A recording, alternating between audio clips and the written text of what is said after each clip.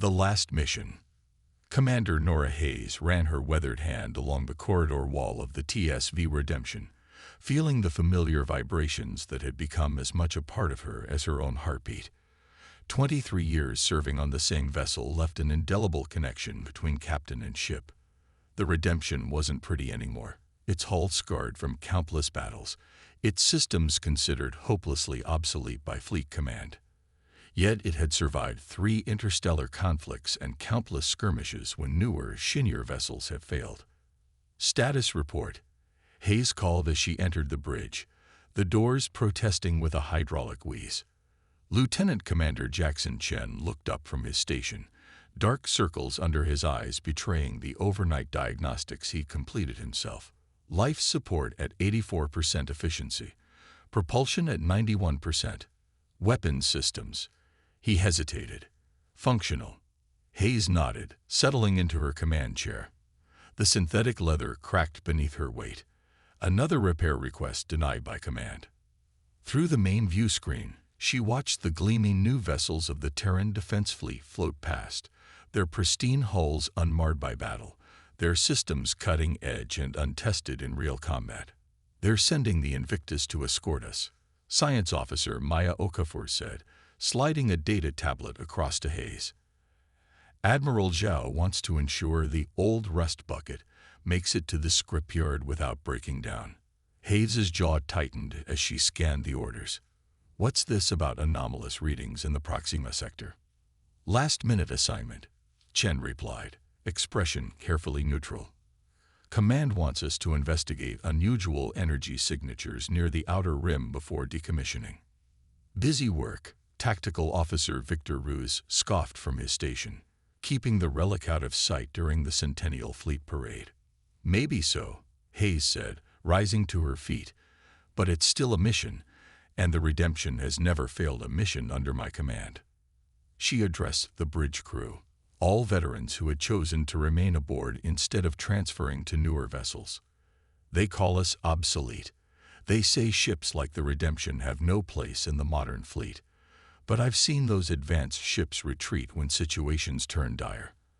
I've watched their inexperienced captains hesitate when split-second decisions mean the difference between life and death." She gestured to the worn bridge around them.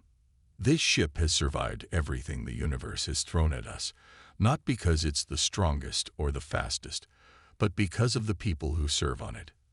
The bridge fell silent as her words sank in. "Now," she continued, "let's show them what an outdated ship can do." Lieutenant Park, set course for the Proxima sector. Maya, optimize sensors for deep space scanning. If there's something out there, we're going to find it. As the crew sprang into action, Hayes turned to Chen. "XO, my ready room." Once the doors closed behind them, Hayes's professional demeanor cracked slightly. "What aren't they telling us, Jackson? The Proxima sector is practically uncharted. Why send a ship they consider obsolete to investigate something potentially dangerous?" Chen leaned against the wall, arms crossed. "I made some discreet inquiries. 3 research vessels have gone missing in that sector in the past month. No distress signals, no debris. They simply vanished. And command didn't think that was worth mentioning in our orders. The official stance is that it's a sensor malfunction or a natural phenomenon," Chen replied.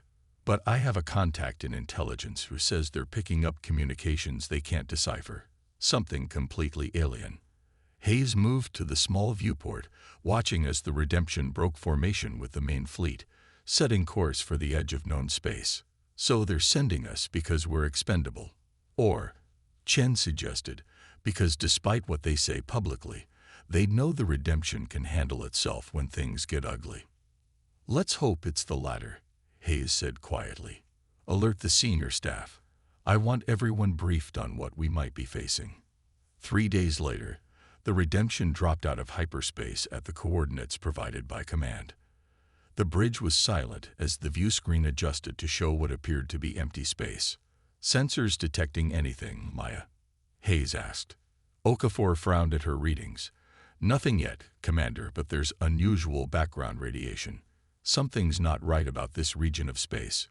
Full sensor sweep. All frequencies, Hayes ordered. Victor, keep weapons on standby, but don't power up yet. As minutes stretched into an hour with no findings, tension on the bridge began to ease. Perhaps Command had been right, just a sensor malfunction. Commander, Communications Officer Lena Patel suddenly called out. I'm picking up a signal. Very faint, but definitely artificial. Source, Hayes demanded. Uncertain, but it's coming from bearing 143 Mark 28, approximately half a light year from our position. That would put it near the asteroid belt at the edge of this system, Chen observed. Hayes didn't hesitate. Lieutenant Park, set course. Maya, continue scanning. I want to know what we're dealing with before we get too close. As the Redemption approached the asteroid belt, the sensor readings became clearer. Hidden among the tumbling rocks was a structure, artificial and massive. It's roughly cylindrical, Okafor reported, approximately 4 kilometers in length. Composition unknown. Our sensors can't penetrate the outer hull. Life signs? Hayes asked.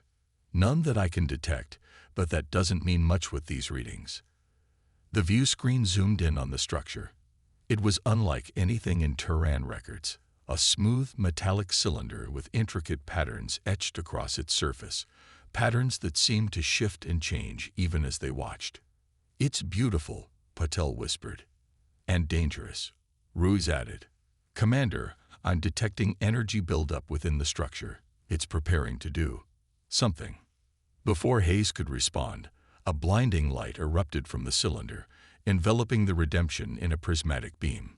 The ship shuddered violently. Evasive maneuvers, Hayes shouted, but Park's hands froze over the controls. Navigation's not responding, Commander.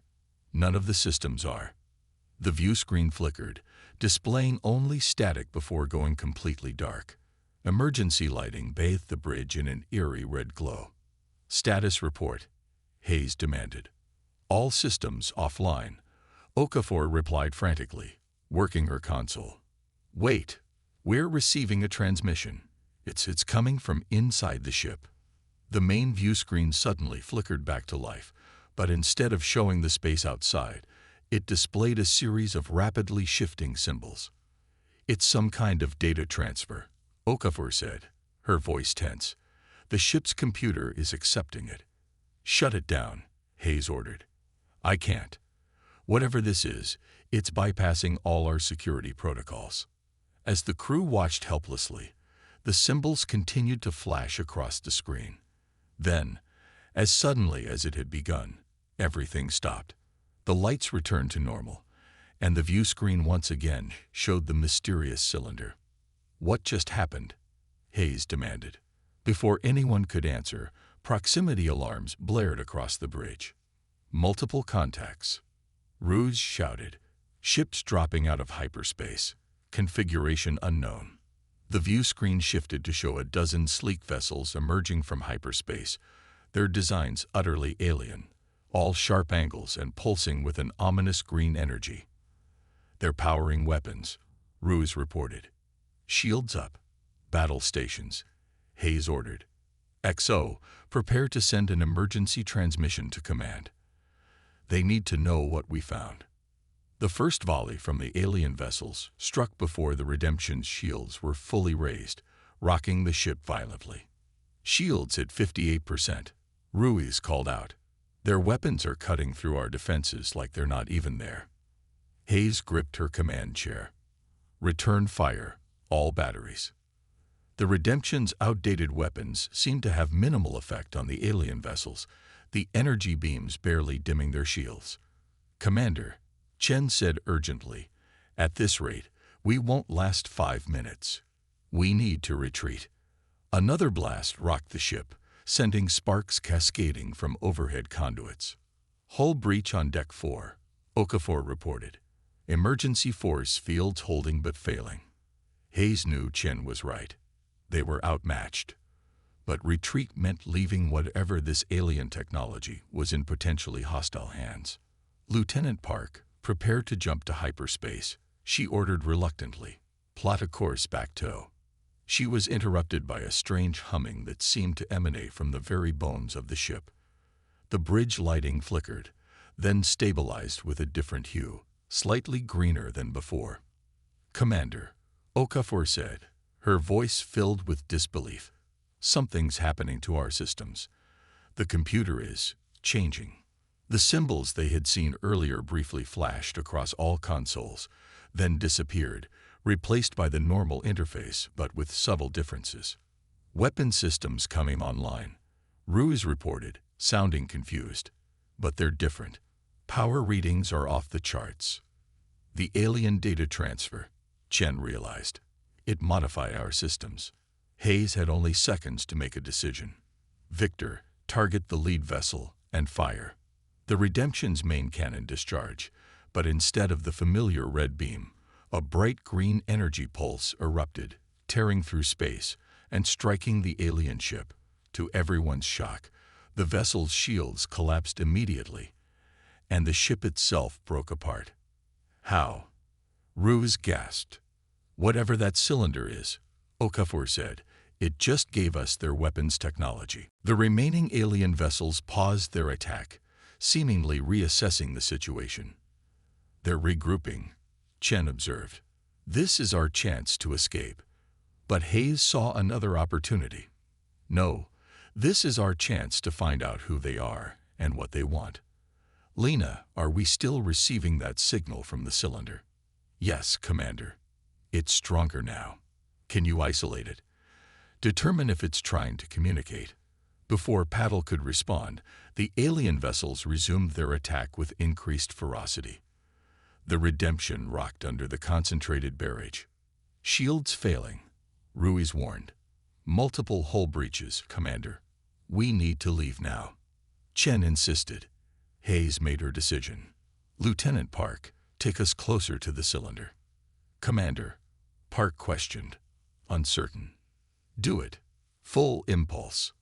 As the Redemption accelerated toward the mysterious structure, the alien vessels pursued, their weapons carving into the ship's hull. "Life support failing. Reactor stability critical," Okafor reported, her console erupting in sparks. When they were less than a kilometer from the cylinder, its surface began to ripple like liquid metal. A section opened, revealing a cavernous interior bathed in green light. "Take us in," Hayes ordered. The Redemption limped into the massive opening, the pursuing alien vessels closing in behind them. As soon as they entered, the opening began to seal itself. 3 alien ships managed to follow them inside before the entrance closed completely, cutting off the rest from pursuit. Inside was a vast chamber that seemed to defy the external dimensions of the cylinder. It stretched beyond what should have been possible, filled with structures that appeared both organic and mechanical.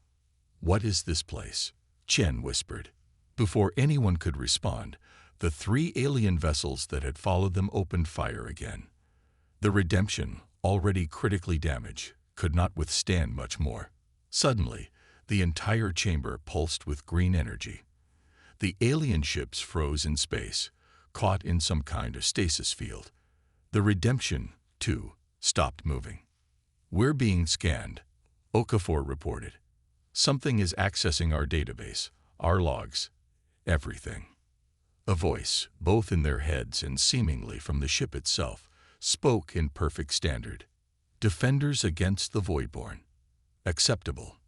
Integration will commence." The green energy intensified, surrounding the Redemption completely. "Commander, we're losing contact with command," Paddle reported frantically. "All communications are being blocked." The last thing Terran Fleet Command received from the TSV Redemption was a fragmented distress call reporting unknown hostiles and an artificial structure before the transmission cut off with a burst of static. The ship and its crew were officially declared lost in action 3 days later, presumed destroyed by what Command classified as hostile forces of unknown origin. The Redemption, the ship they called outdated, had vanished without a trace, beyond the void. 6 months after the disappearance of the TSV Redemption, Captain Alina Reyes stood on the bridge of the TDF Invictus, staring at sensor readings that made no sense. Run the analysis again, she ordered her science officer. I've run it 3 times, Captain, Lieutenant Kenji Tanaka replied. The readings are consistent. There's a ship approaching from the Proxima sector, and its IFF signature matches the Redemption. That's impossible. First Officer Diana Collins said, the Redemption was destroyed 6 months ago. All hands lost.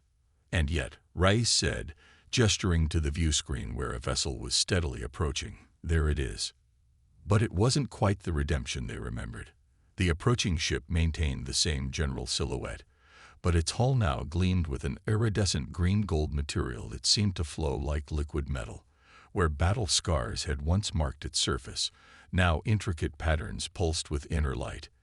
It was both familiar and utterly alien. They're hailing us. Communications Officer Garcia reported, his voice tight with tension. On screen, Rise ordered. The image that appeared shocked everyone on the bridge. Commander Nora Hayes sat in her familiar command chair, but she was changed. Her once gray-streaked hair now appeared metallic, moving slightly as if underwater. Faint green circuitry patterns traced across her skin, glowing subtly beneath the surface.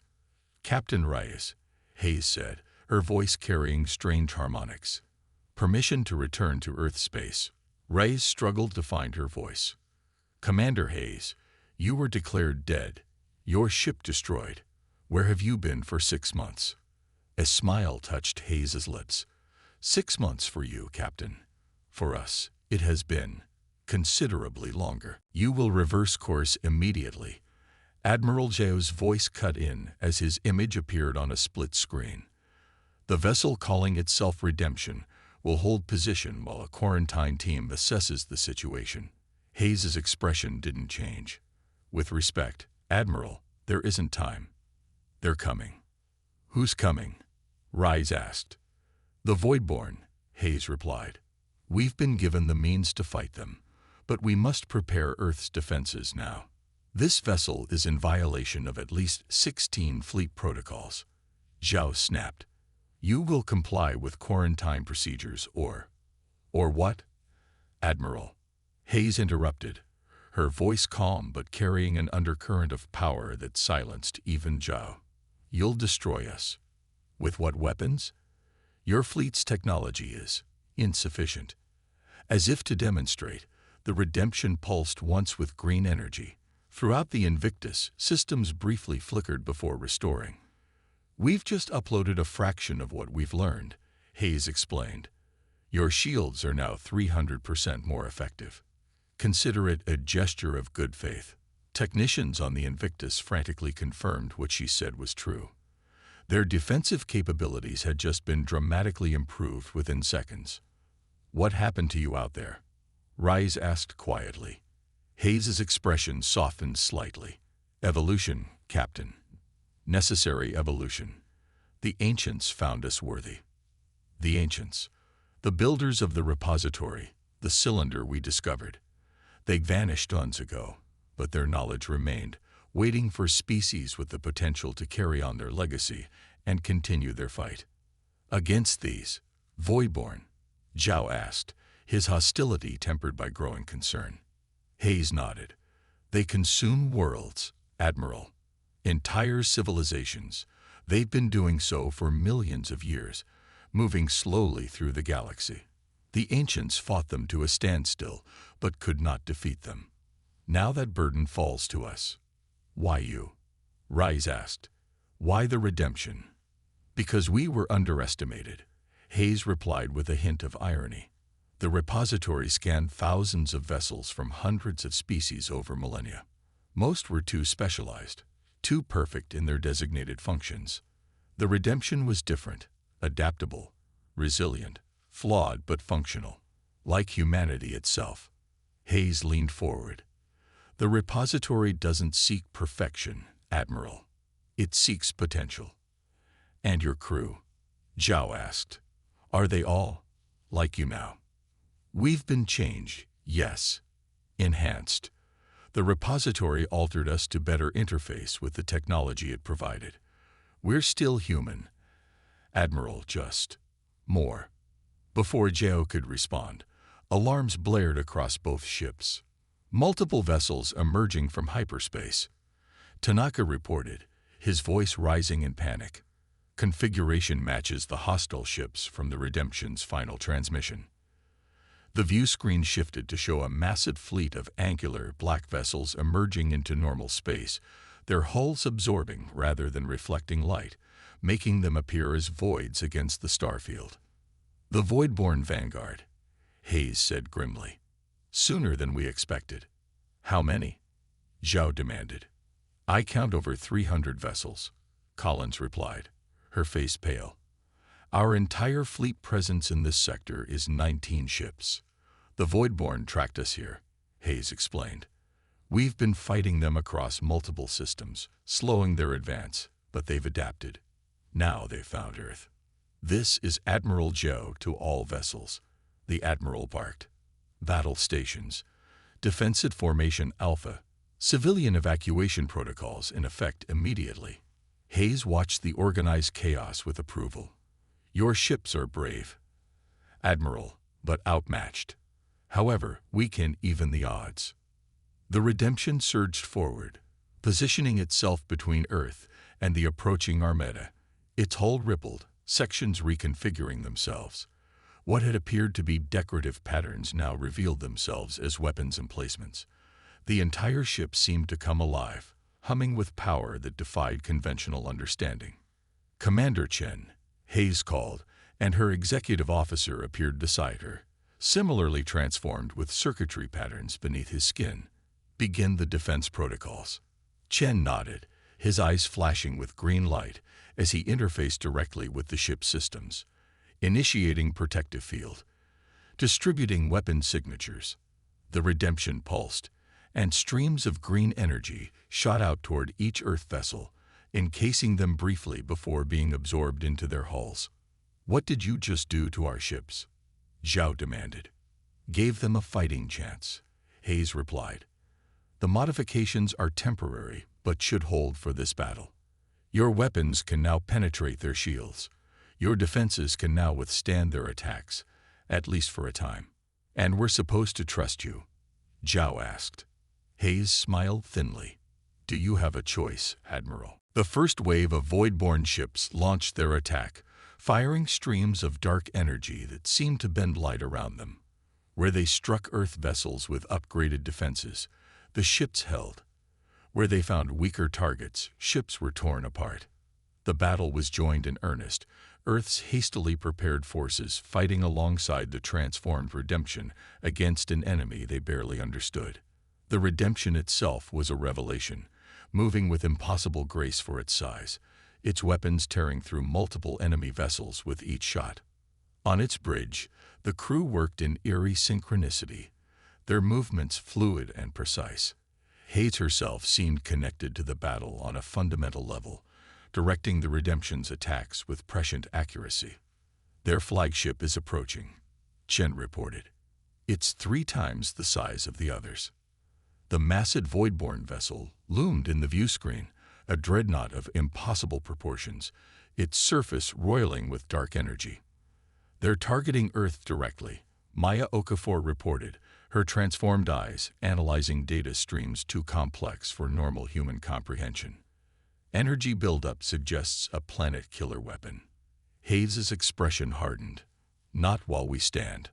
All power to forward weapons. XO, prepare the Ancient's gift." Chen looked at her with surprise. "Commander, we don't know if we can control it yet." "No choice," Hayes replied. "The repository gave it to us for this moment." As the dreadnought prepared to fire on Earth, the Redemption's hull began to glow brighter, energy concentrating at its bow. The patterns across its surface aligned into new configurations, channeling power in ways that defied known physics. "What are they doing?" Rise asked as the Invictus fought alongside smaller Voidborn vessels. "Something impossible," Tanaka whispered, staring at his readings. The Redemption fired, not a beam or a missile, but a cascading wave of green energy that rippled through space itself. Where it touched Voidborn ships, they simply ceased to exist, their matter converted to pure energy that was then absorbed back into the wave, strengthening it. The wave struck the dreadnought, and for a moment nothing happened. Then fractures of green light spread across its hull, breaking it apart from within. The massive vessel shuddered, then imploded in a spectacular collapse that sent out a shockwave of dark energy. "Brace for impact," Hayes called, and the Redemption positioned itself to shield Earth's fleet from the worst of the blast. When the chaos cleared, the remaining Voidborn vessels were in retreat, jumping to hyperspace in disorganized panic.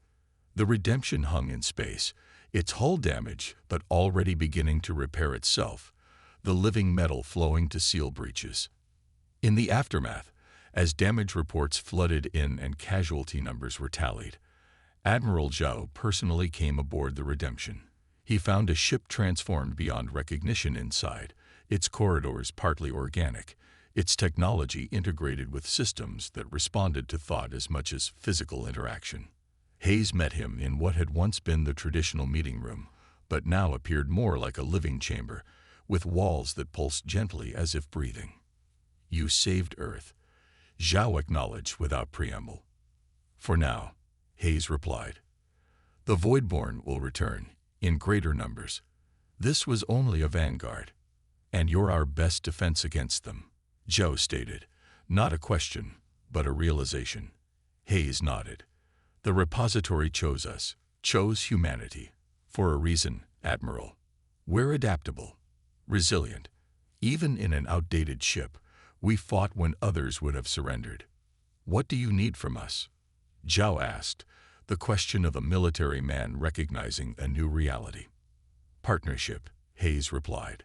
"The repository uploaded hundreds of technologies beyond current human understanding.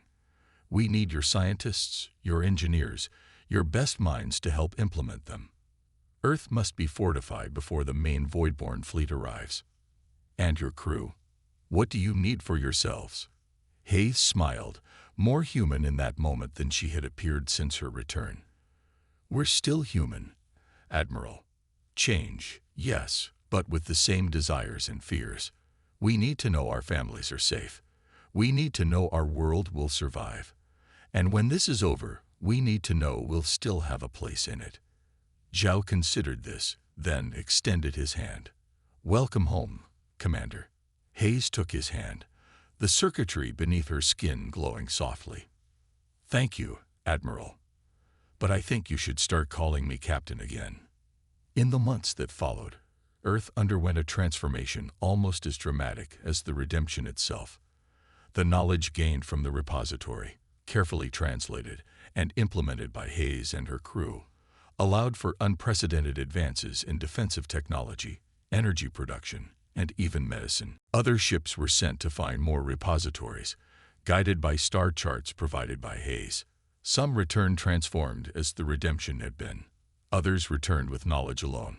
Each vessel that underwent the process emerged different, as the repository adapted its gifts to the unique potential of each crew and ship. The ship they had once called outdated, scheduled for scrapping, now led humanity's greatest fleet. The Redemption, once considered obsolete, had become the vanguard of Earth's evolution into a true spacefaring civilization. A year after the first battle with the Voidborn, Captain Nora Hayes stood on the observation deck of the Redemption, looking out at the vastness of space. The patterns beneath her skin pulsed with a gentle rhythm as she communed with the ship that had become an extension of herself. "They're coming," she said to Chen, who stood beside her. He nodded. "The main fleet. Our sensors detected them crossing the outer boundary." "Are we ready?" she asked, not just of Chen but of the ship itself. The Redemption hummed in response, its consciousness touching her mind with reassurance. Around Earth, a fleet of transformed vessels took up defensive positions, their crews adapted in various ways to the ancient technology they now wielded. "We were never meant to be perfect," Hayes said softly. "Only adaptable. Only determined." She turned to face the stars where the enemy would soon appear, a small smile on her lips. "Let's show them what an outdated species can do."